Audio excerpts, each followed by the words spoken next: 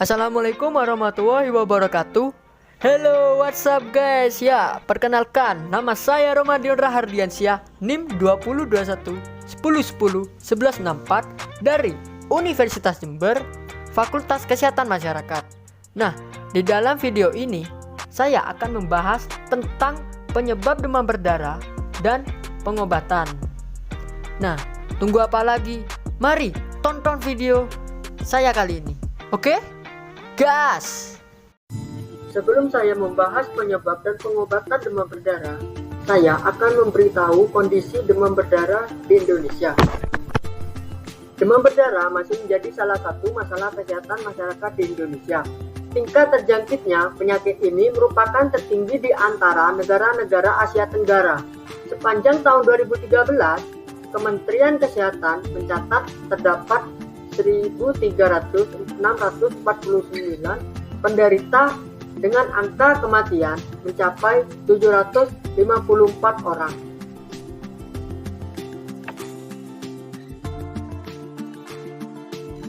Keterlibatan dokter di pelayanan kesehatan primer sangat dibutuhkan untuk menekan tingkat kejadian maupun mortalitas DBD.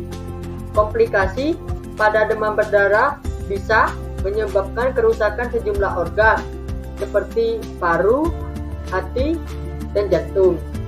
Tekanan darah juga dapat menurun secara drastis hingga level yang sangat berbahaya dan bisa mengakibatkan kematian.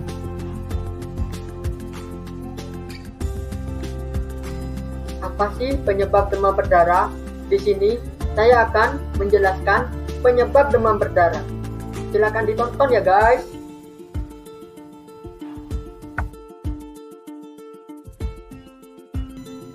Penyebab demam berdarah.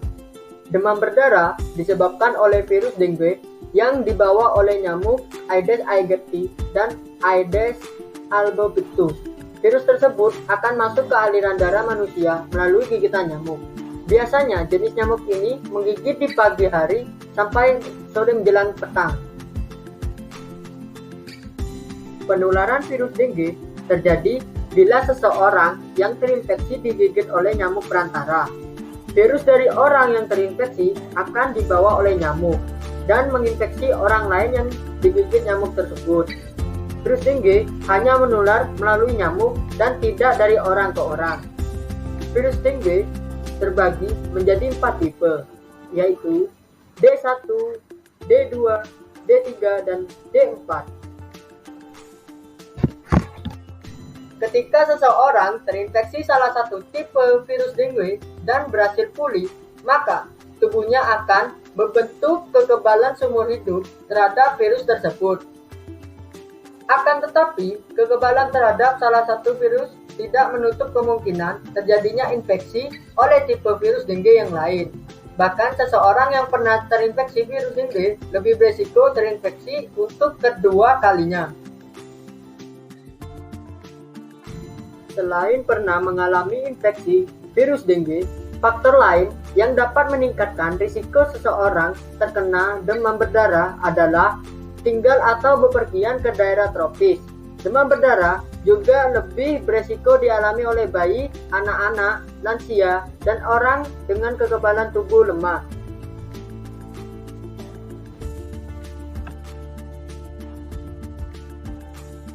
Nah, setelah saya membahas penyebab demam berdarah, kali ini saya akan membahas pengobatan demam berdarah. Silakan ditonton video ini guys. Jika gejala yang kamu alami sudah bisa dipastikan karena demam berdarah, maka saran pengobatan yang biasanya diberikan oleh dokter antara lain: pertama, banyak beristirahat. Kedua, minum banyak cairan untuk menghindari adanya dehidrasi, terutama untuk mengganti cairan tubuh yang terbuang karena gejala demam tinggi dan muntah-muntah.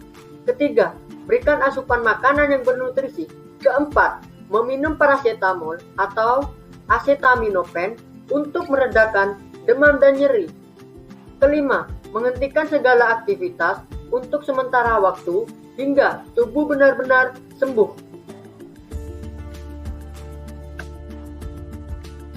Selain itu, terdapat juga saran pengobatan demam berdarah lainnya. Biasanya, dokter melarang kamu mengkonsumsi ibuprofen, aspirin, atau naproxen sodium untuk meredakan gejala demam dan nyeri. Hal ini karena ketiga obat tersebut mendorong timbulnya pendarahan internal jika dikonsumsi oleh pengidap demam berdarah dan mempengaruhi kadar trombosit dalam darah. Bila saran pengobatan yang disebutkan di atas dijalani secara benar, maka pada umumnya gejala demam berdarah berangsur-angsur pulih dalam waktu 3-5 hari, lalu sembuh total dalam rentang waktu kurang dari 2 minggu. Pada umumnya, sebagian besar orang akan merasa lelah ketika baru sembuh dari penyakit demam berdarah. Namun, ada juga orang yang memerlukan waktu lebih lama, yaitu 1,5 bulan hingga kondisi badannya benar-benar pulih total. Sebenarnya, pengobatan DBD akan berfokus pada mengatasi hilangnya cairan yang diakibatkan dari kebocoran plasma dan pendarahan.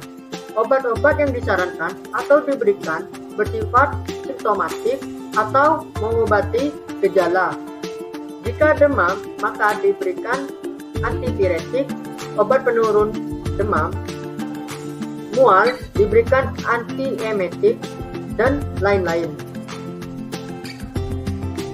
Adanya rasa haus dan keadaan kekurangan cairan disebabkan karena demam tinggi, anoreksia, dan muntah. Beberapa jenis minuman yang disarankan adalah jus buah, sirup, susu, teh manis, dan larutan oralis. Bila cairan oral tersebut tidak bisa diberikan, maka sebaiknya kamu dirawat untuk mendapatkan cairan tersebut hingga kadar trombosit serta kadar hematokrit bisa normal kembali.